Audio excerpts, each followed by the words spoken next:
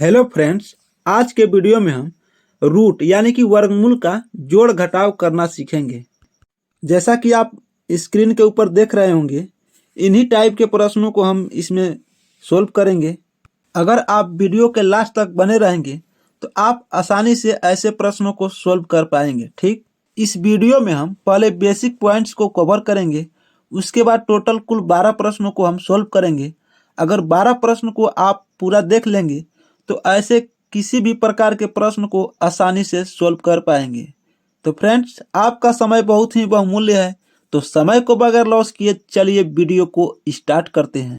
आप स्क्रीन के ऊपर देख रहे होंगे, रूट के अंदर सभी अंक अलग अलग हैं। यहाँ पर आपको 2 दिखाई दे रहा होगा, यहाँ पर 3 दिखाई दे रहा होगा, यहाँ पर 5 दिखाई दे रहा है। हमको इसे ऐड करना है, तो ये सभी अलग अलग जाति के हैं। ठीक, क्योंकि अलग अलग डिजिट हैं, इसमें अलग अलग संख्या है, तो इसे हम ऐड नहीं कर सकते हैं, यानी कि जोड़ नहीं सकते हैं। ठीक, अगर मान लीजिए सभी एक जाति के हों, √2 ये दोनों आप देख सकते हैं एक जाति के हैं, क्योंकि दोनों रूट के अंदर क्या है, 2 है, तो इसे आसानी से हम जोड़कर लिख सकते हैं 2√4। ठीक, 2 ठो √2 है, तो इसे लिखेंगे 2√2।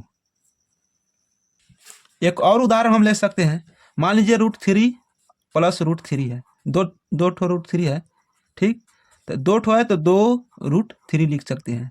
लेकिन अगर यही मान लीजिए √2 प्लस √3 है, तो ये अलग अलग हो गया। यहाँ पर 2 आपको दिखाई दे रहा है, यहाँ पर 3, तो इसे हम ऐड नहीं कर सकते हैं। चलिए एक उदाहरण और ले लेते हैं।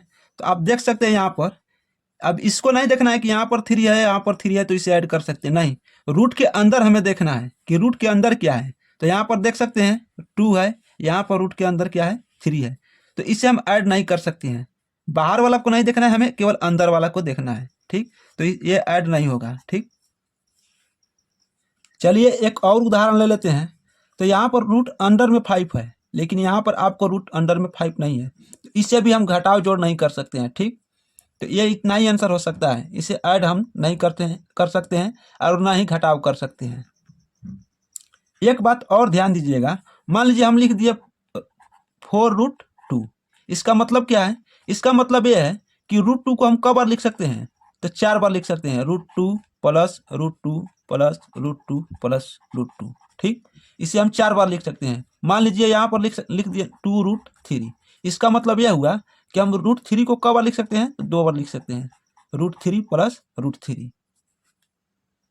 एक बात और ध्यान दीजिए, मान लीजिए यहाँ पर अगर हम लिख लेते हैं 3√3, तो इसमें इसमें क्या संबंध है, तो इसका मतलब यही है कि यह 3 गुणे √3। इसको हम इस तरह भी लिख सकते हैं, या मान लीजिए 2 गुणे √2 लिखे हैं, तो इसे हम लिख सकते हैं 2√2।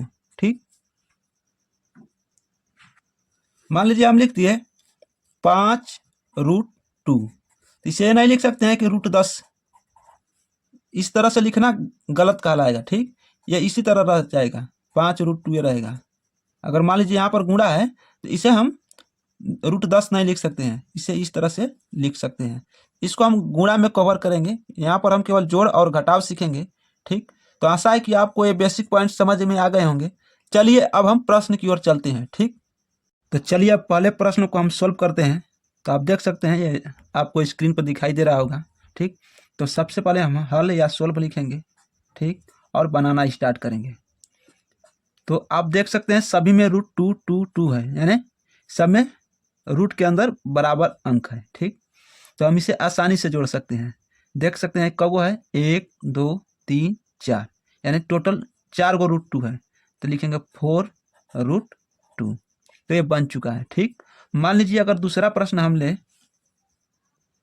जैसा कि स्क्रीन पर आप देख सकते हैं, अगर इसे मान लीजिए जोड़ना है, तो सब में √3 है, तो सभी को जोड़ देंगे। कितने √3 है, तो 1 2 3, तो लिखेंगे 3√3। इसका ये हो गया आंसर। ठीक, और इसका ये हो गया आंसर। चलिए अब हम तीसरे नंबर प्रश्न को सोल्व करते हैं। तो आप देख सकते हैं 1√2 है, और ये है और ये है, यानी सभी के रूट के अंदर क्या है, 2 है। ठीक, तो कितने √2 हैं, तो 1 2 3, टोटल 3 ठो √2 है। यहाँ पर लिखेंगे 3√2। ठीक, फिर लिखेंगे प्लस, अब यहाँ पर कितने रूट थ्री हैं, तो 1 2 3, टोटल 3 गो रूट थ्री हैं। तो 3 ठो रूट थ्री हैं तो 3√3 लिखेंगे। ठीक, हाँ ये बात ध्यान दीजिएगा। अब इसे ऐड नहीं कर सकते हैं क्योंकि इसमें √2 है और इसमें √3 है, तो इसे ऐड नहीं कर सकते हैं। ठीक, हम ये कर सकते हैं कि दोनों के बाहर 3 का मल्टीप्लाई है यानी गुणा का संबंध है, तो 3 को बाहर कॉमन करके इसे लिख सकते हैं हम √2 प्लस √3। ठीक, ये हो गया इसका आंसर। चलिए अब हम चौथे प्रश्न को देखते हैं। तो आप देख सकते हैं इसमें √3 है, यहाँ पर √3 है और यहाँ पर √3 है। ठीक, तो हम इसको ऐड कर देंगे क्योंकि जोड़ का चिन्ह है। तो यहाँ पर 2 है और एक √3 है, तो 2 और 1 3√3 हो गया ये। ठीक, फिर यहाँ पर 3 माइनस √3 है, तो यहाँ पर लिखेंगे 3 माइनस √3 प्लस 4√2। यहाँ √3 इसको घटा देंगे तो 0 हो जाएगा क्योंकि यहाँ भी 3√3 है और यहाँ भी 3√3। अब बच गया 4√2, तो हमारा आंसर हो जाएगा 4√2। ठीक, चलिए अब नेक्स्ट प्रश्न को देखते हैं। तो सबसे पहले इसको सोल्व हम लिख लेते हैं। ठीक, हल लिखने के बाद चलिए अब इसे हम बनाते हैं। तो सबसे पहले √2 देखेंगे, तो एक ठो √2 है और हमें कहीं √2 दिखाई नहीं दे रहा है। ठीक, तो हम यहाँ पर लिखेंगे √2, सिंगल है तो सिंगल लिख लेंगे। उसके बाद अब √3 देखेंगे कितने √3 हैं, तो यहाँ पर आपको एक √3 दिखाई दे रहा है। ठीक, और कहाँ है, तो एक ठो यहाँ है 3√3, तो लिखेंगे 3√3। अब कहीं √3 नहीं है, अब √5 वाले को लिखेंगे, तो यहाँ पर आपको एक √5 दिख जाएगा। उसके बाद यहाँ पर एक 2√5 दिख जाएगा। ठीक, अब चलिए इसे हम ऐड कर लेते हैं। तो ये सिंगल है √2, तो इसे सिंगल लिख लेंगे। अब यहाँ पर आप देख सकते हैं यह 3√3 है। ठीक, देख सकते हैं यहाँ पर, तो इसे लिखेंगे 3√3। ये 3√3 है और ये 1√3 है, तो 3 और 1 कितना हो गया, 4√3। अब यहाँ पर ये देखिए ये सिंगल √5 है, ये डबल √5 है, तो 2 और 1 कितना हो गया, 3√5। अब ये ऐड नहीं होगा क्योंकि इसमें √2 है, इसमें √3 है और इसमें √5 है, तो यही हो जाएगा हमारा आंसर, क्योंकि अब इसे आगे हम सोल्व नहीं कर सकते हैं। ठीक, चलिए अब 6 नंबर प्रश्न की ओर चलते हैं। ठीक, तो हमारा प्रश्न स्क्रीन के ऊपर दिखाई दे रहा है जैसा कि आप देख सकते हैं। चलिए अब इसे हम सोल्व करते हैं। तो पहले √2 वालों को एक साइड हम कर लेंगे, तो ये √2 है, यहाँ पर √2 है और एक यहाँ पर √2 है। ठीक, सभी को एक जगह हम सजा लेंगे। ठीक, 5√2 3√2 और यहाँ पर -2√2 है। ठीक, अब √3 वाले को एक साइड हम कर लेंगे, तो यहाँ पर 3√2 दिखाई देगा प्लस में, तो इसे 3√2 लिखेंगे।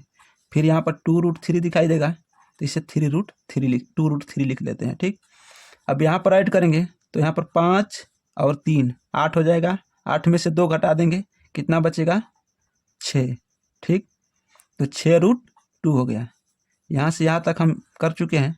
अब यहाँ से सोल्व करेंगे, तो ये सिंगल √3 है या डबल √3 है, तो 2 और 1 कितना हुआ, 3, तो इसे हम लिख सकते हैं 3√3।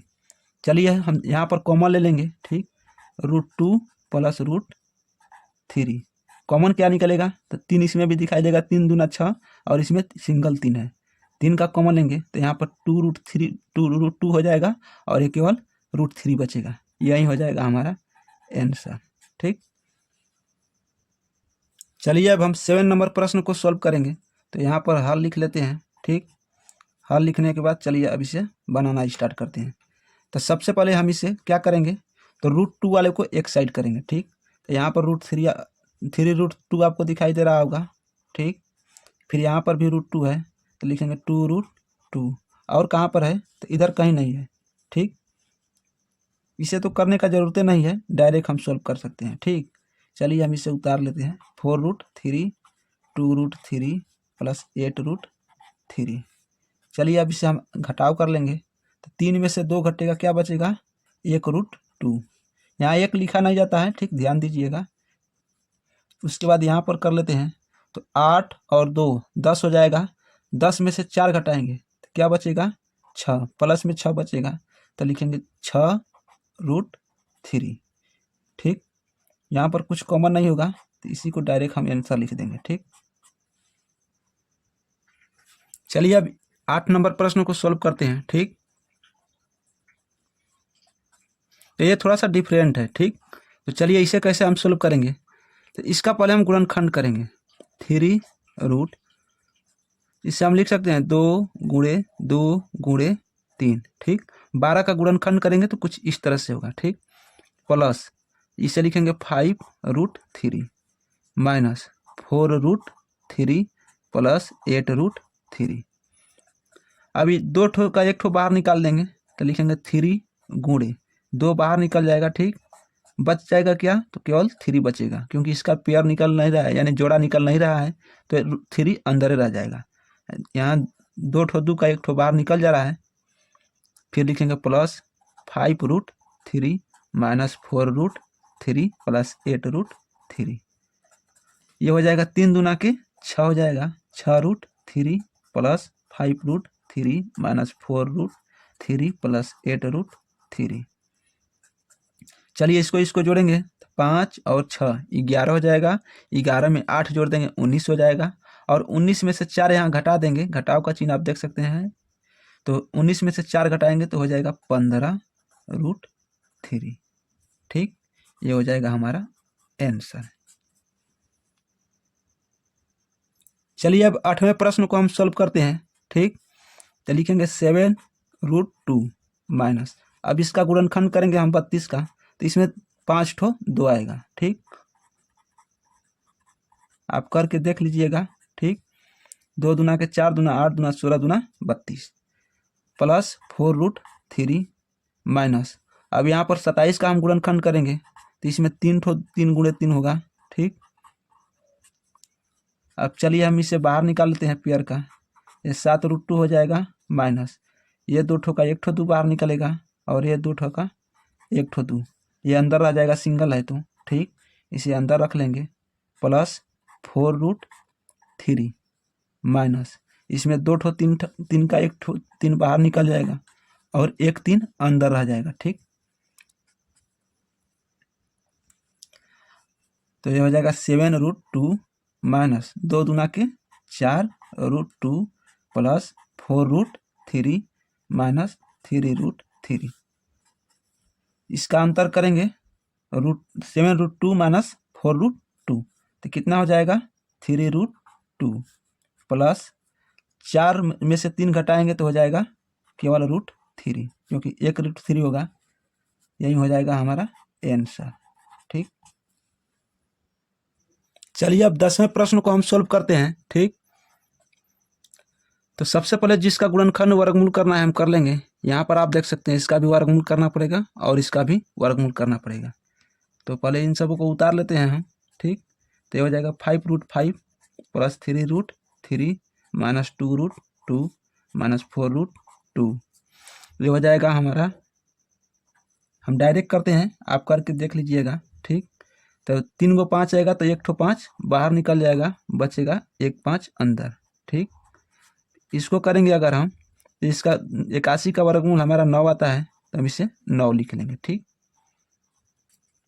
क्योंकि इसमें 4 3 आएंगे, 3 गुणे 3 4 बार लिखेंगे तो 2 ठो 3 बाहर आ जाएंगे, तो 3 3 के 9 वर्गमूल हो जाएगा। ठीक, तो अब हम 5√5 में से 5√5 घटा देंगे तो कितना हो जाएगा 0 है, कट जाएगा। अब बच गया हमारा 3√3। इन दोनों को ऐड कर देंगे, 2 और 4 6, तो लिखेंगे माइनस 6√2 माइनस 9। ठीक, कुछ कॉमन हो सकता है, तो हाँ हो सकता है। क्या कॉमन होगा, तो यहाँ भी 3 मिल जाएगा, यहाँ भी 3 मिल जाएगा, यहाँ भी 3 मिल जाएगा, तो 3 का हम कॉमन ले लेते हैं, तो इसमें बचेगा √3। ठीक, फिर माइनस करेंगे, इसमें क्या बचेगा, तो 2 बचेगा, 2√3 माइनस इसमें क्या बचेगा, तो इसमें से भी 3 कॉमन निकलेगा, 3 बचेगा। ठीक, यही हो जाएगा हमारा आंसर। चलिए अब 11वें प्रश्न को हम सॉल्व करते हैं। ठीक, तो इसका वर्गमूल करेंगे तो 8 होगा, प्लस इसका वर्गमूल करेंगे 9 होगा, माइनस ये 5 का 5 रहेगा, इसका करेंगे 5 होगा, और 49 का करेंगे वर्गमूल तो 7 होगा। अब चलिए इन सबों को जोड़ घटाव कर लेते हैं। 8 और 9 17 हो जाएगा। 17 में 5 जोड़ देंगे 22 हो जाएगा। ठीक, तो 22 प्लस में हो गया और माइनस माइनस वाले को एक साथ जोड़ देंगे तो 7 और 5 कितना होगा 12। दोनों माइनस में है तो आगे माइनस लगा लेंगे। ठीक, घटाएंगे तो हमारा 10 आंसर निकल कर आ जाएगा। ठीक, चलिए अब हम 12th नंबर प्रश्न को सोल्व करेंगे। ठीक, ये हमारा लास्ट प्रश्न है। तो अगर इसका हम अगर गुणनखंड करेंगे तो हमारा इसमें 81 गुणे 2 होगा। तो 81 का वर्गमूल हमारा 9 हो जाएगा। बच जाएगा रूट के अंदर क्या 2। ठीक, और इसमें अगर इसमें से तो कुछ कॉमन निकलेगा नहीं, इसको ज्यों का त्यों रहने देंगे। अगर इसको देखा जाए तो 49 गुणे 2 होगा। 49 दूना 98। 49 का वर्गमूल हमारा 7 होता है और √2 अंदर रह जाएगा। ठीक, माइनस इसका वर्गमूल करेंगे तो हमारा 9 निकल कर आएगा। यहाँ भी √2 आपको दिखाई देगा, यहाँ भी √2, यहाँ भी √2।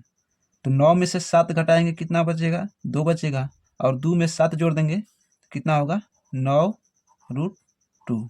ऐसे भी कर सकते हैं कि 7√2 कैंसिल करेंगे तो हमारा केवल 9√2 बचेगा। ठीक, और माइनस 9, यहाँ 9 हम कॉमन ले सकते हैं तो 9 का कॉमन लेंगे तो यहाँ पर √2 केवल बचेगा और यहाँ पर -1।